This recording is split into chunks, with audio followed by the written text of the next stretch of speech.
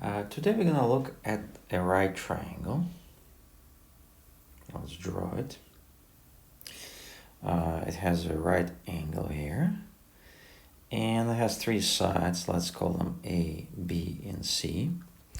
Sides A and B that create that angle theta, we're going to call legs. And the side C that lies opposite of a 90-degree angle, we're going to call hypotenuse.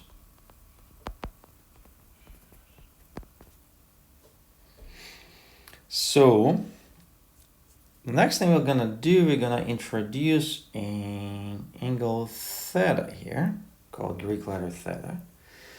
And with respect to that angle theta, those legs are different. One leg is actually part of that angle theta, and we're going to say, well, this leg A is like adjacent to this angle theta, and that's how we're going to call it. We're going to call it adjacent leg. And leg B, we're going to call opposite leg. Okay? Because it lies opposite of angle theta, is kind of looking at that angle. So that's as far as notation go. But next thing, let's look at not just that triangle we had, one triangle built on this angle theta. We're just going to look at multiple triangles built on this angle theta. So we can make one triangle, small one like this. We can make one bigger triangle like this, okay? So, and for each of those triangles, well, actually there are two triangles right now. Let's make one red, this red one, and this blue one. They're both right triangles. They're both built on this angle theta.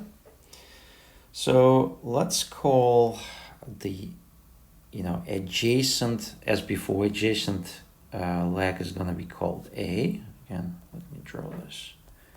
Theta, adjacent leg is going to call A, opposite leg we're going to call B, and hypotenuse we're going to call C. Now we have two triangles, so we're going to use subscripts. So this is going to be called A1, this is going to be called B1, this is going to be called C1, okay?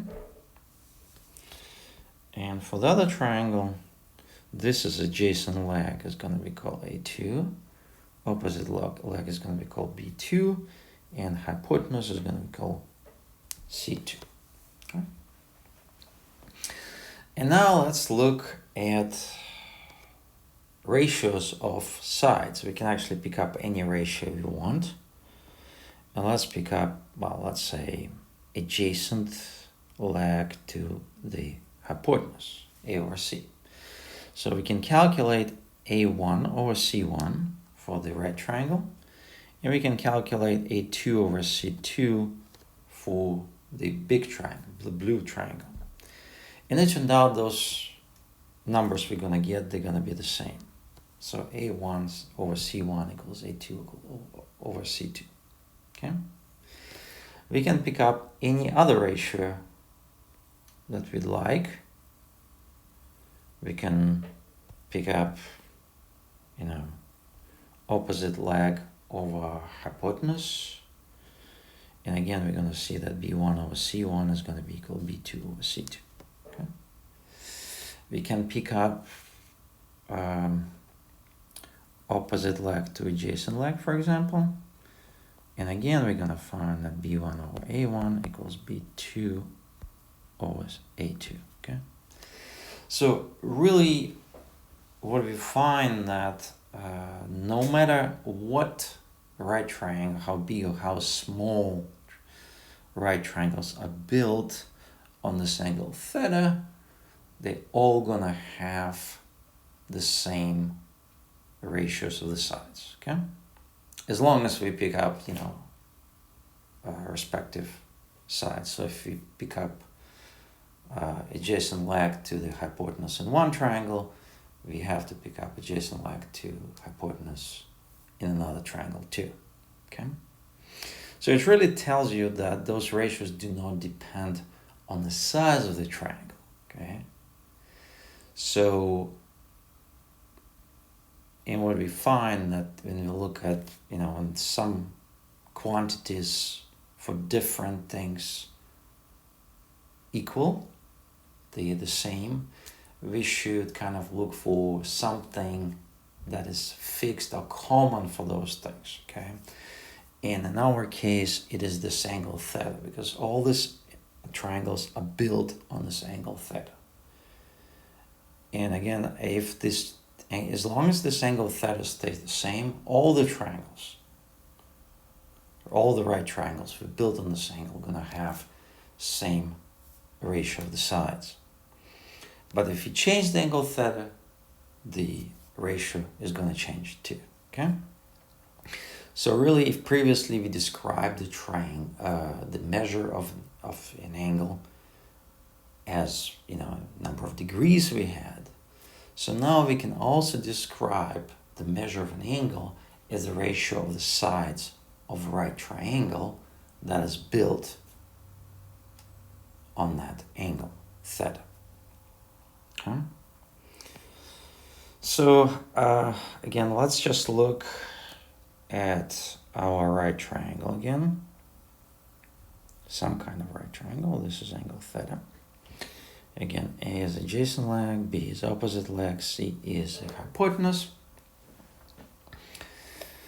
And let's think, how many ratios we can create, how many ways we can measure the angle if we choose so. Well, there are three numbers, and how many ratios can we create out of three numbers? Well, we can have adjacent leg to the hypotenuse, A over C. We can have opposite leg to the hypotenuse, B over C. We can have opposite leg to adjacent leg. Okay? Or we can have the opposite things like C over A, C over B, and A over B. Okay? We can create 6 such ratios.